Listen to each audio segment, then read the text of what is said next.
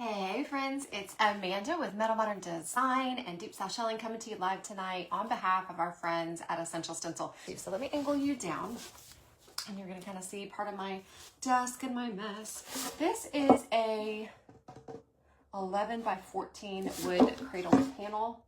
I get these sometimes at Michael's.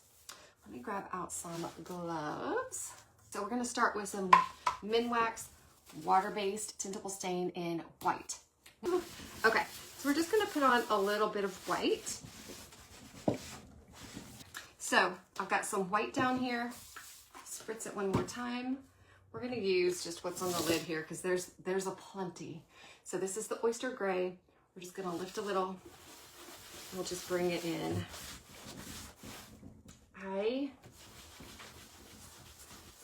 It is lovely.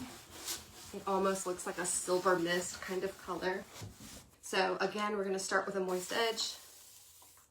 Spritz that bad boy up.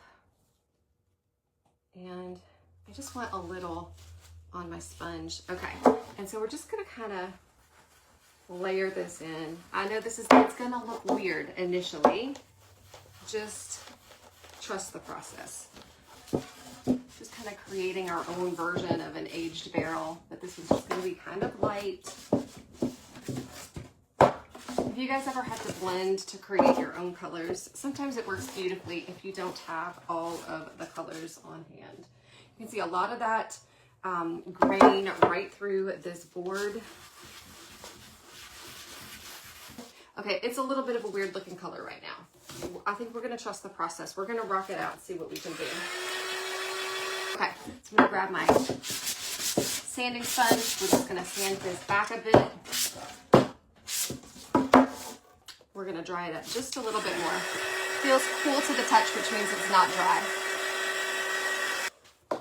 So we've got this lovely transfer set. And you know, I'm a Florida girl. This weekend I am going to go to Texas to visit my youngest daughter, Molly. Other thing I thought is we've got this really cute stencil. I always love this. As a mom of 3 daughters, single mom who raised these girls, built a business on my own. I love this Darling Be a Wildflower. Let me hold it backwards so you can see it. Darling Be a Wildflower. I think, you know, you got to take risks and you've got to be daring in this life if you're going to succeed, especially this day and age. So I just love this saying. Now, I also love in my design concepts to do opposing directions. Like I'll do words one direction and my design a different direction. So we'll use black. You could also use a deep brown. You could blend yourself a black-brown color. There's a variety of things you could do, but this is what we're going to do tonight. Just lifting and offloading and then coming over our stencil using a light swirling motion. 1 and 0. Okay.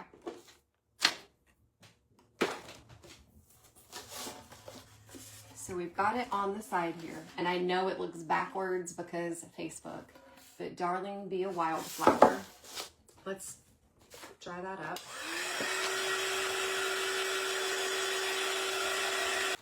So I feel like this is going to be the best looking one. I'm gonna go for it because really it is the one that I think would look best here. But I will say, I also think it would be fantastic on that other prefab board as well. Okay. So I just want to position it correctly. Okay. I'm going to grab my Essential Stencil furnishing tool and we're just going to rub. How many of you grabbed this set? It's so pretty.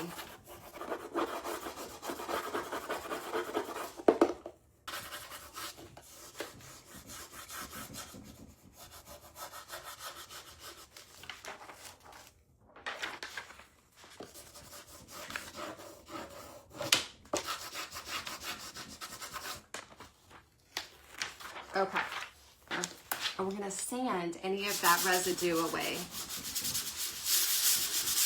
And that'll show you how well these adhere, because I'm sanding this and it's not coming off. Now we've got this ultra smooth design, and I know it's hard to read the words, But let me hold it up a little closer. That's that white floral right there. Darling Be a Wildflower, and it's got the horse there. A little wrinkle. I'm just gonna sand it. It'll be fine. What do you think? I think the florals coming over the words is fine. Okay. And so there's a little blank space up here, which is fine. It looks kind of aged and also still ultra clean. It's, if I put resin on this piece or I put a top coat on this piece, it's gonna make all those colors pop. But the other thing I can do, let me see how dry my brush got.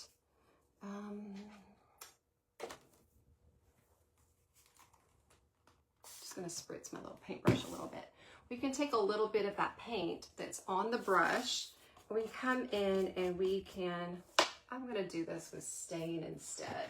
We'll start up here in our open corner and we'll just kind of on a bias, very lightly pull in some black.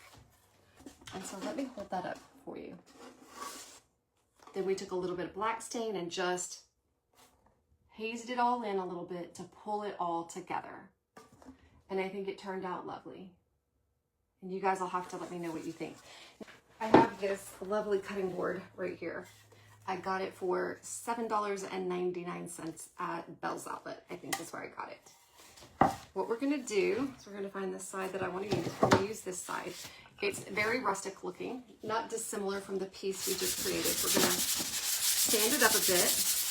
We're gonna use just the little floral piece here. And so it's just this lovely base floral.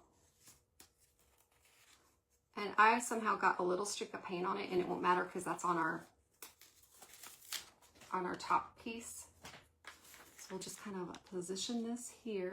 Let me stand above it so I can see. Okay.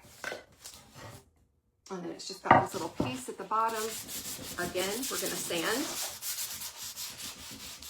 So any of that adhesive disappears. Again, if we wanted to top coat this, we could. I don't plan on using this. This just becomes decor, and it's just subtle. And so if you have a couple of pieces like this in a home, they coordinate, but they don't match. And I think that would be a lovely collection. So if you were going to be selling these in your booths or in a craft fair, I would definitely kind of co-locate these, because then people get incentivized. They get the idea to maybe buy a couple of coordinating pieces. You could also put some pink florals, some wildflowers near this, a little vase of wildflowers, and create just a vignette using some coordinating themes. Okay, friends, well, that is what I had for you tonight. Easter, friends. You guys be blessed and take care, and I'll see you again real soon. Okay, bye now.